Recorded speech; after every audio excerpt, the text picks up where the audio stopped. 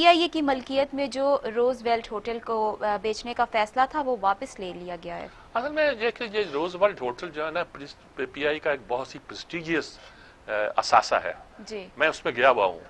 हम जब अमेरिका के दौरे पे थे तो हम तो स्टेट डिपार्टमेंट के दौरे पे थे और उसी वक्त मुशर्रफ भी अमेरिका आए थे। एक दिन कोइंसाइड हो गया था। तो जिस होटल में हमने ठहरे थे उससे चंद वॉकिंग डिस्टेंस पर ये होटल था। और कमाल की बात यह है कि इस होटल से बाहर निकले ना, ऐसे वॉकिंग डिस्टेंस पर जाएं तो सामने आपको यूएनओ की इमारत नजर आती है। अच्छा। यानी यूएन के दफ्तर में जाने और वहां काम करने के लिए बेहतरीन जगह यह है कि आप रूजवेल्ट होटल में ठहरे। और बड़ा तारीखी होटल है, 1924 में बना था। उस वक्त रूजवेल्ट गवर्नमेंट प्रेसिडेंट थे, उनके नाम पे रखा गया। और बड़ा एक लंबा अरसा इसको हिल्टन ने भी खरीदा और लोग, ये पहला होटल था जहां पेट्स ये जो होते हैं जी। और अब बच्चों के जगह यानी कि उनकी लुक आफ्टर के लिए बनाई गई थी। फिर पहला होटल था जिसमें टीवी लगाए गए थे। और ये इस होटल की कमान ये है कि वहां तो सड़कें एक दूसरे को क्रॉस करती होती हैं और कुछ फासले पर जो सेंट्रल स्टेशन है यानी अंडरग्राउंड जहां से जाना, वहां रास्ते नीचे जो सुरंगों की शक्ल में वहां तक जाते हैं। यानी ये एक बिल्डिंग बहुत बड़ी, यानी कि पता नहीं कितने कमरे, 400 कुछ कमरे कितने हैं, और बहुत शानदार बिल्डिंग बनी हुई है। फिर ये PI ने 79 में इसको पहले लीज पे लिया एक सऊदी के साथ मिलकर।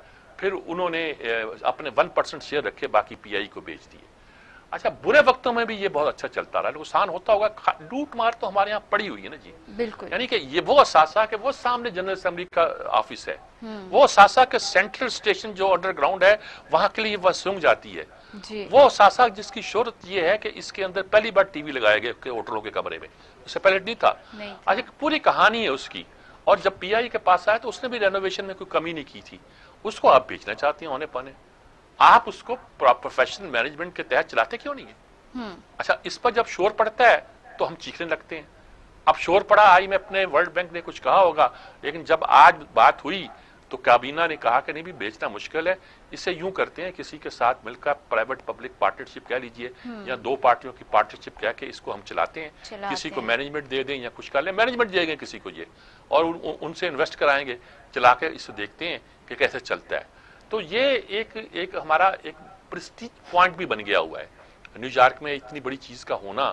देखिए PI क्या थी, शेवर, PI शेवर, ये जो ब्रायलर मुर्गी खाते हैं इसकी आगाज PI ने की थी, PI शेवर कहलाते थे वो।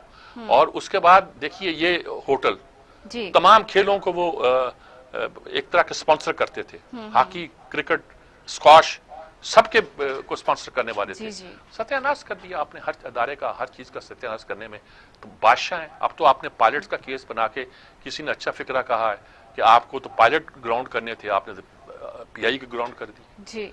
तो ये एक खासा यहाँ पे मुझे ब्रेक लेनी है, लेकिन ब्रेक से आने के बाद प्रोग्राम में शामिल करेंगे कि हुकूमत ने ग्रेड 1 से 16 तक 80,000 असामियां खत्म करने का फैसला किया है। इसकी क्या वजह है, सजाद मीर साहब से पूछेंगे, लेकिन इस ब्रेक के बाद।